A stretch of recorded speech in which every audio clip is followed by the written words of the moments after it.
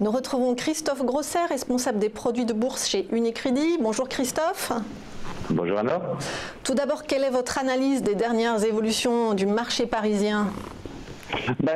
Fondamentalement, on avait donc il y a à peu près un mois connu une phase de volatilité sur les marchés. Le maximum sur notre Eurostoxx, donc l'indice de volatilité de l'Eurostoxx avait été de 33. Aujourd'hui, je pense que la donnée est relativement explicite en elle-même. On est à 18-15 sur une tendance qui est foncièrement en baisse, je dirais sur le moyen terme, mais tout au moins depuis ce plus haut, mais également depuis une semaine. Donc les événements dont on avait parlé la semaine dernière, donc les élections italiennes et le vote des sympathisants du SPD n'ont pas eu d'impact négatif sur les marchés. Et donc la volatilité reste sur un niveau qui est tout de même sorti de cette trappe dans laquelle on était au dernier trimestre 2017, mais des niveaux qui sont en deçà de ce que l'on pourrait estimer vis-à-vis du cycle économique, puisque on le rappelle, en considérant les niveaux de croissance que l'on connaît aujourd'hui en Europe, la volatilité devrait effectivement, si on se compare à ce qui a pu des situations similaires par le passé, devrait être autour des 20-21 points. Là, on est à 18 sur l'Eurostoxx. Sur le CAC, c'est encore plus marqué, puisque le CAC est à 17,31, donc l'indice de volatilité du CAC donc à 17,31, même tendance, donc baisse depuis ce petit pic que l'on a connu. Alors maintenant, la situation, ça va être de savoir si dans les semaines à venir, on va avoir un retour de la volatilité sur les niveaux qu'on connaissait avant le pic de la première partie de février, donc très concrètement des niveaux de volatilité qui pourraient retourner autour des 12, 13, 14 points, ou si on va rester sur ces niveaux, ce qui serait quand même intéressant, puisque on le rappelle, sorti de ces niveaux effectivement historiquement bas sur lesquels on se trouvait, ça nous permet quand même de voir des évolutions du sentiment des opérateurs, des salles. Donc un pic de volatilité nous permet effectivement quand même d'avoir des informations. Donc ça c'est pour les semaines à venir. Concrètement, un élément, on en parle beaucoup, c'est vrai, de la volatilité, mais pourquoi? Puisque la volatilité, on le rappelle, c'est l'intensité, la fréquence des variations d'un indice, mais surtout ce qu'estime, on ne va pas aller regarder ce qui s'est passé, mais on regarde ce qu'on appelle la volatilité implicite, donc ce qu'estiment les opérateurs. Donc plus la volatilité a tendance à monter, plus en fait on peut s'attendre à ce que les opérateurs soient peut-être un peu plus prudents, donc à acheter des protections et ainsi de suite. Donc c'est pour ça que c'est un indicateur qu'on suit avec beaucoup d'attention pour avoir un sentiment sur l'opinion des professionnels. Et puis nous, en tant que particuliers, qu'est-ce qu'on peut faire? Déjà utiliser des produits à levier sur des variations directionnelles. On le voit dans la répartition des volumes.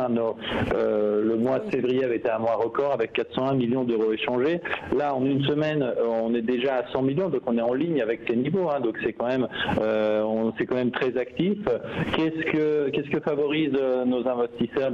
Foncièrement l'indice. Donc ça c'est de plus en plus marqué au cours des dernières semaines. Donc on voit que les transactions sur l'indice ont représenté c'est un signe de prudence, ça? Excusez-moi Christophe, de favoriser l'indice plutôt que les titres, que les actions, c'est un signe de prudence du marché ou... Alors, généralement oui. Là, c'est peut-être plus une indication. On est dans une phase de transition. C'est-à-dire que en termes d'investissement en produits de bourse, on va forcément chercher, on doit être plus enclin à aller chercher des choses qui bougent. Quand on n'a pas de forte conviction, on va se reporter sur l'indice. Donc clairement, quand les investisseurs vont aller chercher l'indice, ça peut être parce qu'ils ont peur, donc ils vont effectivement aller chercher l'indice en tant que tel, puisque il est plus diversifié et ainsi de suite, mais c'est peut-être plus facile à suivre, on est moins lié à des aléas liés à une seule action. Mais c'est surtout, je pense pas que ce soit une grande tendance, mais c'est effectivement ce moment un peu peut-être où on est peut-être à court d'idées quand on cherche à trouver une valeur.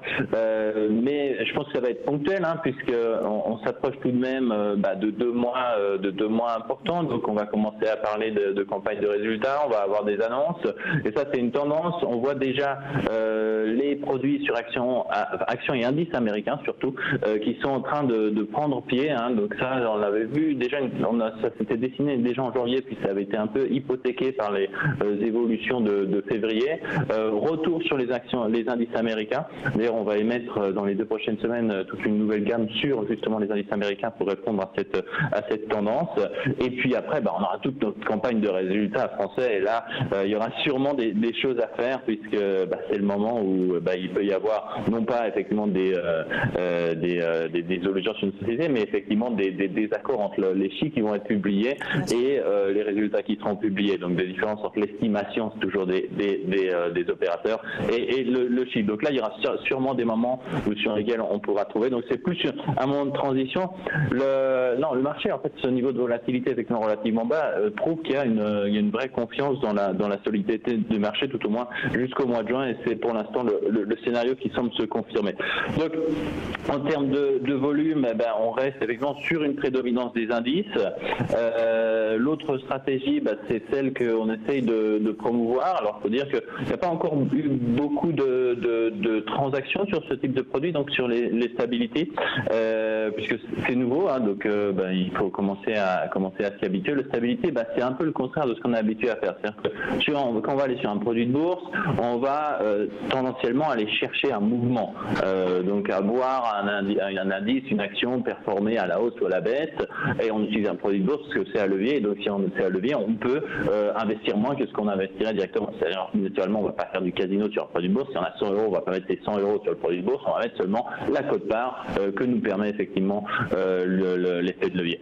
Alors, le stability, c'est différent. En fait, on va aller s'investir sur le fait qu'un indice, là en l'occurrence, on les a mis sur le CAC et le DAX, donc on a plus de 400 produits qui sont disponibles.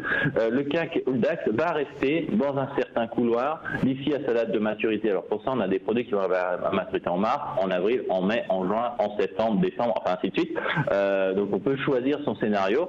On choisit son niveau bas, son niveau haut. Et si l'indice reste dans ce niveau, le produit est remboursé à 10 €. Alors c'est intéressant puisque ça nous permet, même dans le cadre où un marché n'est pas forcément performant, hein, où reste quand même, fait des variations, mais comme ça peut être le cas aujourd'hui, reste dans un certain couloir, ça nous permet effectivement d'aller chercher de la performance. Et puis pour ceux qui sont un peu plus techniques, c'est aussi pour ça qu'on l'a émis. Donc les investisseurs nous disaient oui, mais alors moi je subis la volatilité, et c'est vrai, hein, quand on va aller sur un varant, donc c'est un produit qui va s'apprécier avec la volatilité, baisser lorsque la volatilité va baisser. Si on veut exclure ça, on peut naturellement aller sur le turbo, mais si on veut quand même aller saisir ce sentiment dans l'autre sens, le stability c'est ça, puisque quand la volatilité monte, le stability baisse, au contraire du varant, et quand la volatilité baisse, le stability monte. Donc ça nous permet effectivement d'avoir cette approche pondérée, c'est-à-dire que si on veut aller faire simplement une stratégie de volatilité, là je parle naturellement pour les plus experts, on peut la faire aussi bien à la hausse ou à la baisse. Si on pense que ça va monter, on va aller faire des stratégies en varant, classiquement en achetant un call et un put avec un même prix d'exercice sur le CAC par exemple. Et si on veut par contre aller investir sur une baisse de la volatilité, on va prendre un stability puisqu'il va s'apprécier avec une baisse de la volatilité. Donc ça permet vraiment de compléter, ça manquait vraiment dans notre panorama parisien. C'est un produit sur lequel on croit, hein, donc on continue d'en émettre beaucoup. Comme je le disais, on en a plus de 400 qui sont disponibles sur le marché, sur le CAC et DAX, avec toutes les maturités possibles, puisque ça va être là-dessus qu'on va pouvoir jouer. Donc surtout sur des mouvements relativement courts. Merci beaucoup Christophe Grosset, responsable des produits de bourse chez Unicredit.